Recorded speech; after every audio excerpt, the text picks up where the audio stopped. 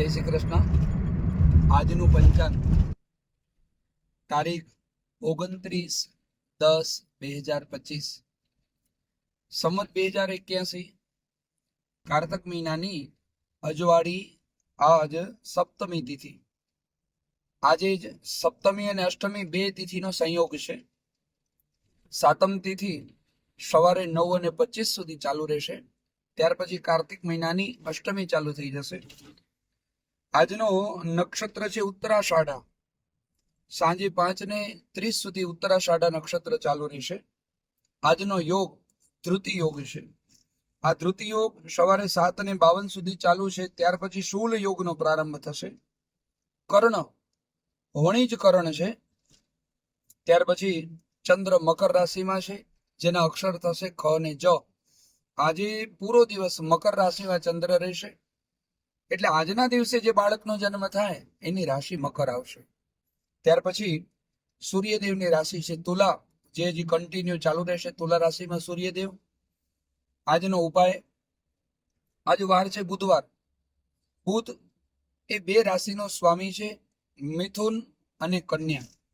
એટલે મિથુન અને કન્યા રાશિના જાતકોએ આજે સરસ મજાના સત્કર્મ કરવાના છે। શું કરશો તો ઉત્તમ ફળ મેળવવા માટે કરી અને ગ્રીન વસ્તુ, લીલી શાકભાજી, લીલી વનસ્પતિ, લીલો ચારો, આ બધી વસ્તુઓ એ ગાયને ખવડાવો, ગરીબોને દાનમાં આપો।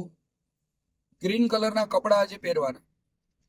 ત્યાર પછી મગ છે, મગને થોડા અડધો 1 કલાક જેવા પલાળી અને પક્ષીઓને ચણમાં આપો। પલાળેલા મગ એ પક્ષીઓને ચણમાં આપવાથી પણ બુધ ભગવાન બહુ પ્રસન્ન થતા હોય છે। ગણપતિને દુર્વા એ ખાસ ચડાવો। બીજું, જે કન્યાઓના વિવાહ નથી થતા, જે કન્યાઓને વિવાહમાં કઈ અડચણ આવે છે, એમણે આજે એક સરસ મજાનું કાર્ય કરવાનું છે। ગ્રીન કલરનું કઈ કપડું, સાડી છે કે કોઈ પણ પ્રકારનું વસ્ત્ર ગ્રીન કલરનું, અને બંગડી લીલા રંગની ચૂડી એ કોઈ કિન્નરને આપવાની છે। કોઈ કિન્નર તમને આજુબાજુ ક્યાંય મળી જશે, અથવા કોઈ રેલવે ફાટક કે હોય કે કોઈ કિન્નરો ઉભા હોય તો નિસંકોચ કિન્નરને આજે તમે કઈ દાન આપજો।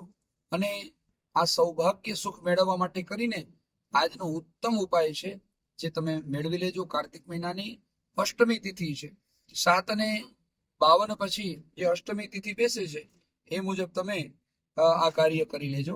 હરિઓમ, જય શ્રી કૃષ્ણ, જય સિયારામ।